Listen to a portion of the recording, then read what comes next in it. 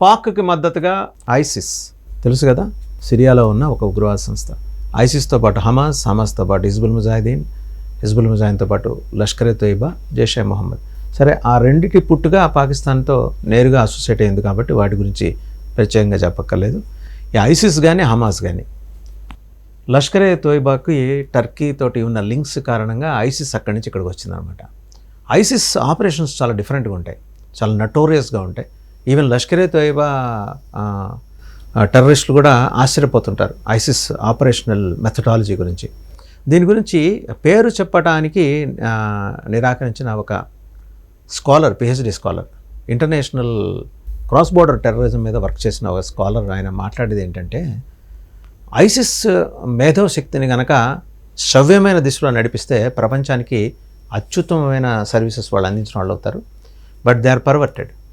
వాళ్ళు ఒక confined and narrow థింకింగ్లో మనం తప్పితే మిగిలిన జాతి మొత్తం మనల్ని ద్వేషించే జాతి ఏదైనా ఉంటే దాన్ని సమూలంగా నాశనం చేయటం, లేదా మనం తీసుకొచ్చి కన్వర్ట్ చేసి వాళ్ళని బానిసలుగా మార్చుకోవడం అనే ఒక ఐడియాలజీని, వాళ్ళకున్న స్ట్రెంగ్త్ని, ఆ దుర్మార్గపు ఐడియాలజీ కనుక వాళ్ళు డెడికేట్ చేయకపోతే భవిష్యత్తులో ఒక మంచి సంస్థగా అది ఆవిర్భవించే అవకాశం ఉంది. ఇన్ఫ్యాక్ట్ ఐసిస్ కార్యకలాపాలని నిశ్చితంగా గమనించిన ఒక రిటైర్డ్ డీజీపీ, సిక్కిం డీజీపీగా చేశారు ఆయన, తెలుగు వ్యక్తి.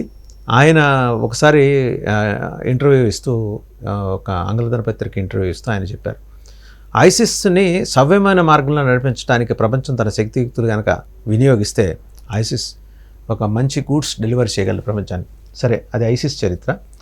అండ్ హమాస్, ఇజ్రాయెల్ చేతిలో చావు దెబ్బ తిన్న తర్వాత కూడా హమాస్ ఇంకా లేచి నుంచునే ఉంది. హమాస్ని అంతం చేశామని ఇజ్రాయెల్ సంకలు గుద్దుకుంటుంది, కానీ అదంత తేలిక ఏ పని కాదు. వాళ్ళు ఒక విషనాగుని మొదలంటా నరికేశామనుకుంటారు, కానీ ఆ విషనాగుకున్న లక్షణం ఏంటంటే ఆ తోక కొట్టుకునే తోక నుంచి తిరిగి ఇంకో ప్రాణం కూడా పోసుకోగల దక్షత, ఆ నేర్పరితనం ఆ విషనాగ్కుంది. అలాంటిదే మన మాట్లాడుకోదలుచుకుంటే ఈ హమాస్ అనమాట. ఇవాళ Hamas, ISIS, Hizbul Mujahideen, Lashkar e Taiba and Jaish-e Mohammed, ఈ 5 సంస్థలు కేవలం కాశ్మీర్లోనే కార్యకలాపాలు నిర్వహిస్తుందని చాలామంది అనుకుంటున్నారు. ఈ 5 సంస్థలకు చెందిన, టు అవర్ అస్టానిష్మెంట్స్, ఈ 5 సంస్థలకి చెందిన అనుబంధ విభాగాలు ఈరోజు హైదరాబాద్లో ఉన్నాయి. ఆశ్చర్యపోతారు ఎవరైనా తెలుసుకుంటే. దగ్గర ఈ 5 సంస్థలకి సంబంధించి స్లీపర్ సెల్స్ కనీసం 570 మంది వరకు ఉన్నట్టు ప్రాథమిక సమాచారం నిఘా వర్గాలకి. రా దగ్గర కానీ, ఐబీ దగ్గర కానీ, లేకపోతే లోకల్ పోలీస్ దగ్గర స్పష్టమైన సమాచారం, నిర్దిష్టమైన సమాచారం ఉంది. బట్ లోకల్ పోలీస్కి ఇక్కడున్న పొలిటికల్ పార్టీస్ తోటి ఉన్న అబ్లిగేషన్ వల్ల వాళ్ళు రివీల్ చేయరు అది. But whereas IB, NIA, national investigation agency, intelligence bureau, as well research and analysis wing, వీళ్ళందరి దగ్గర ఈ సమాచారం ఉంది. ఇక్కడ మనం గమనించాల్సిన విషయం ఏంటంటే ఇప్పుడు ఇవన్నీ కూడా ఏంటంటే పాకిస్తాన్ కోసం పనిచేస్తున్నాయి. ఇది చాలా ప్రమాదకరమైన పరిస్థితికి దక్షిణాసియాలో దారి తీయవచ్చు. అండ్ యురేషియా దాకా విస్తరించింది. అంటే యూరప్, ఏషియా కలిసి ఉన్న ప్రాంతం, చైనా పైన ఉంటుంది, రష్యాతో కలిసి చైనా పైన ఉన్న యురేషియా, ఆ ప్రాంతానికి కూడా వీళ్ళ ఉగ్రవాద లింక్స్ కనెక్ట్ అయి ఉన్నాయి. ఇప్పుడు వాళ్ళందరూ ఏంటంటే వాళ్ళ శక్తియుక్తులన్నీ తీసుకొచ్చి పాకిస్తాన్లో ధారపోస్తున్నారు. సరే, అది యుద్ధం అంటూ జరిగితే వాళ్ళు ఎట్నుంచైనా పెట్టరే కావచ్చు. ఇప్పుడు ఇందాక ఆల్రెడీ మనం మాట్లాడుకున్నట్టు ఏంటంటే శ్రీలంక చేరుకున్నది ఆయన హఫీజ్ సయ్యద్. శ్రీలంక చేరుకొని అక్కడ ఎల్టీటీఈలో మిగిలిన అవశేషాలతో మాట్లాడుతున్నాడు. అలాగే నార్వేలో ఉన్న ఎక్స్ట్రీమిస్ట్ గ్రూప్స్ కూడా అక్కడ పనిచేస్తున్నాయి. వాళ్ళందరినీ కూడగట్టుకొని వాళ్ళకి అక్కడ శ్రీలంకలో ఉన్న అడ్వాంటేజ్ ఏంటంటే అది పూర్తిగా చైనా కంట్రోల్లో ఉంది. ఈరోజు పూర్తిగా చైనా కంట్రోల్లో.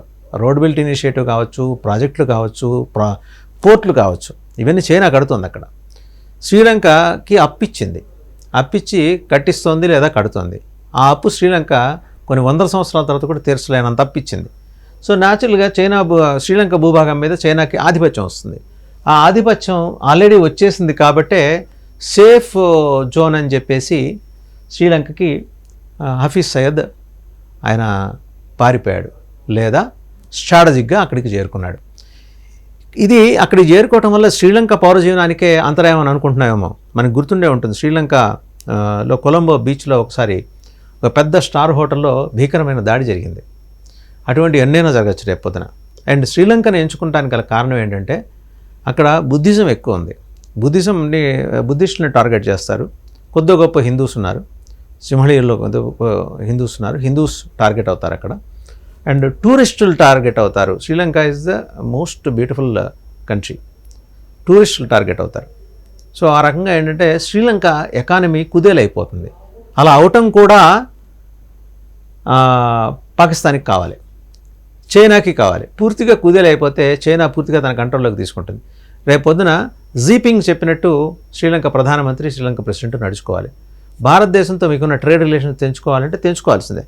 భారతదేశం నుంచి వచ్చే పర్యాటకుల్ని అనుమతించదంటే అనుమతించకూడదు, అంతే. సో ఆ సేఫెస్ట్ ప్లేస్ ఏంటంటే భారతదేశాన్ని ఏదో రకంగా హ్యూమిలియేట్ చేయాలి. వాళ్ళ పౌరుల ప్రాణాలని మనం ఎప్పుడూ కూడా వాళ్ళకి భద్రత లేదనే ప్రచారాన్ని ప్రపంచానికి తెలియజేయాలి. టూరిస్టులు రాకూడదు, వచ్చినా చంపేయాలి. ఇలాంటి ఫిలాసఫీని ప్రమోట్ చేసే ఐసిస్, హమాస్, హిజ్బుల్ ముజాహిదీన్, లష్కర్-ఏ తోయిబా, జైషే మొహమ్మద్ ఇవన్నీ కలిసి ఈరోజు పాకిస్తాన్కి మద్దతుగా అక్కడ నిలబడ్డాయి. అంటే దానికి తోడు వాళ్ళు ఐదుగురు కలిసి ఐదు సంస్థల్లో కూడా అత్యంత తెలియగల వాళ్ళు ఉన్నారు, మేధావులు ఉన్నారు, బాగా చదువుకున్న వాళ్ళు ఉన్నారు, పర్వర్టెడ్ ఇంటలెక్చువల్స్.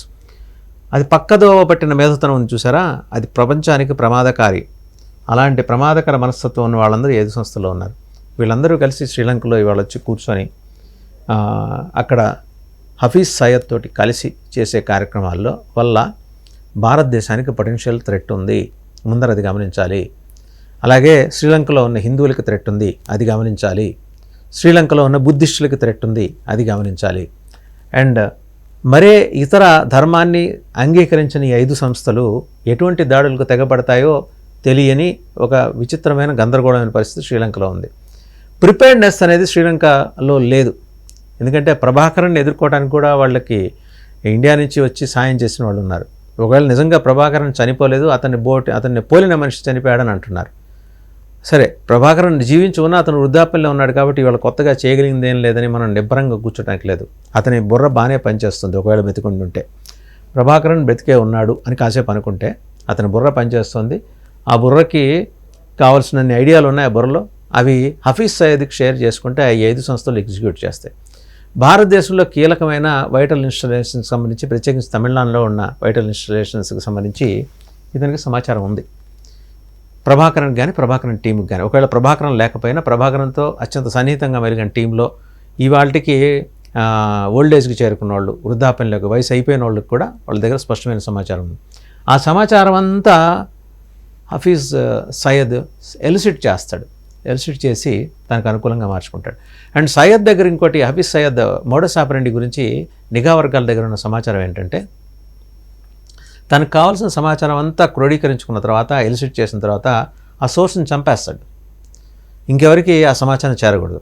సో ఆ రకంగా ఎల్టీటీలో ఉన్న కీలకమైన నాయకులు, ఇంకా మిగిలి ఉన్న నాయకులు కానీ, ఎల్టీటీ సభ్యులు, సానుభూతి పరులు కానీ వాళ్ళకి కూడా ప్రమాదమే.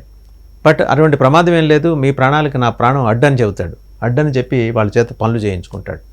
సో శ్రీలంకకి లా అండ్ ఆర్డర్ ఇష్యూ రాబోతోంది.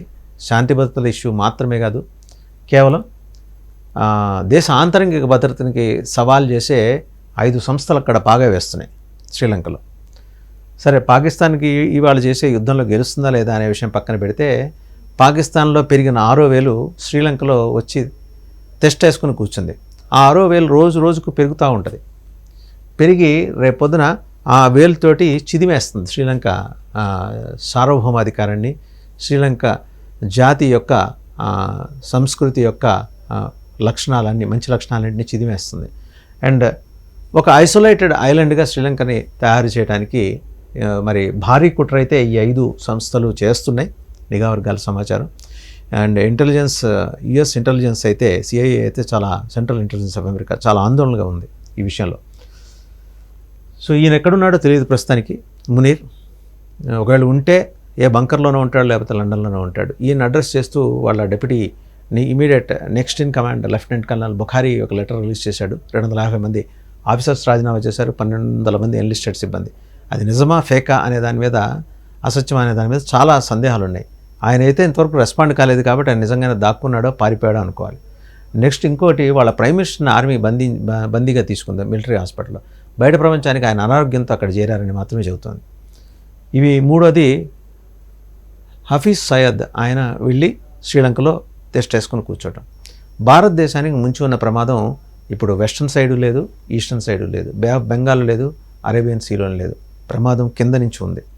శ్రీలంక అంటే రామేశ్వరం కింద నుంచి శ్రీలంక మ్యాప్ కనుక మనం చూస్తే చాలా తక్కువ డిస్టెన్స్లో అండ్ ఇంటర్నేషనల్ వాటర్స్ లో కాకుండా అక్కడి నుంచి జాగ్రత్తగా దాటొచ్చి రామేశ్వరాన్ని టార్గెట్ చేసుకొని ఎగబడే ప్రమాదం ఉంది. అప్రమత్తంగా ఉండాలి దక్షిణ భారతదేశం, ప్రత్యేకించి తమిళనాడు. ఆ తమిళనాడు ప్రభుత్వానికి ఏంటంటే వాళ్ళు ప్రత్యేకించి అక్కడ నివసిస్తున్న హిందువులకు వ్యతిరేకంగా డిఎంకే పనిచేస్తుందనే ఒక భావన ఉంది కాబట్టి వాళ్ళు దీన్ని పెద్దగా పట్టించుకోకపోవచ్చు. నష్టపోయేది హిందువులే కదా, కానీ నష్టపోయేది తమిళనాడు అనేది కూడా వాళ్ళు గమనించాలి. గవర్నమెంట్ ఆఫ్ ఇండియా దీని మీద సీరియస్ కాల్ తీసుకుంటుంది.